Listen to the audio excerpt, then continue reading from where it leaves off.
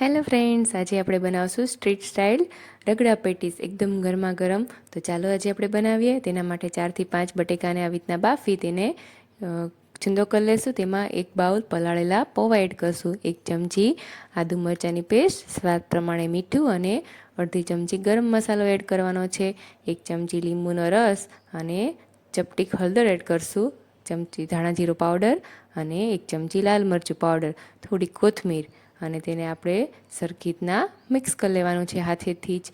અને બરાબર પ્રોપર બધું સરખી મિક્સ થઈ જાય પછી આપણે એમાંથી પેટીસ બનાવવાની છે.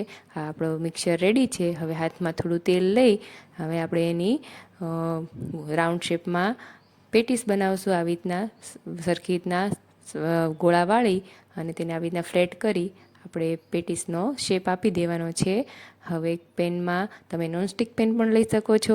તેમાં આપણે થોડુંક તેલ એડ કરી હવે આ બનાવેલી પેટીસ છે તેને આપણે એમાં એડ કરી દઈશું. બધી પેટીસ વ્યવસ્થિત એડ કરી અને આપણે એને ધીમા તાપે શેકવાની છે. ઉપરથી પણ થોડુંક તેલ એડ કરશું અને થોડીક શેકાઈ જાય એટલે પછી આપણે એને ટર્ન કરી દેવાની છે. આવી રીતના 1-2 વાર આપણે ફેરવી દેવાની એટલે એને એકદમ સરસ ભાત પડી જાય. તેમાં આપણે જોઈ શકીએ છીએ કે આપણી પેટીસ ઓલમોસ્ટ રેડી છે. 5 થી 7 મિનિટમાં આપણી પેટીસ રેડી થઈ જશે. હવે મેં એક બાઉલ પલાળેલા વટાણા લીધા છે અને 5 કલાક મેં અગાઉ ગરમ પાણીમાં પલાળી લીધા હતા. હવે આપણે એને બાફવાના છે. કુકરમાં થોડુંક પાણી લઈ તેમાં વટાણા એડ કરી હળદર અને મીઠું એડ કરવાનું છે અને સરખી રીતના મિક્સ કરી તેને આપણે 5 વિસલ થાય ત્યાં સુધી બાફવાના છે. અહીંયા તમે સોડા પણ એડ કરી શકો છો. હવે તમે એમાં બટેકું પણ એડ કરી શકો છો.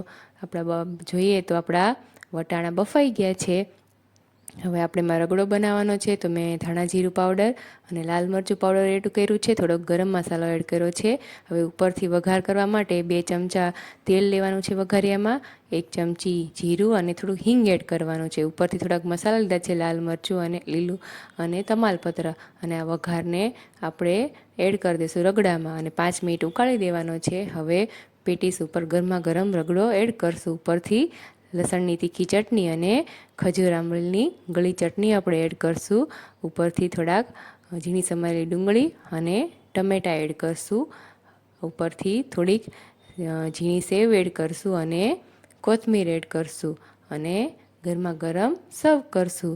તો એકદમ બાર સ્ટ્રીટ સ્ટાઇલ આપણા રગડા પેટીસ રેડી છે. એકદમ બહુ જ ટેસ્ટી બને છે. તમે એકવાર આ જરૂરથી મારી રેસીપી ટ્રાય કરજો અને મારી ચેનલને સબસ્ક્રાઈબ કરજો.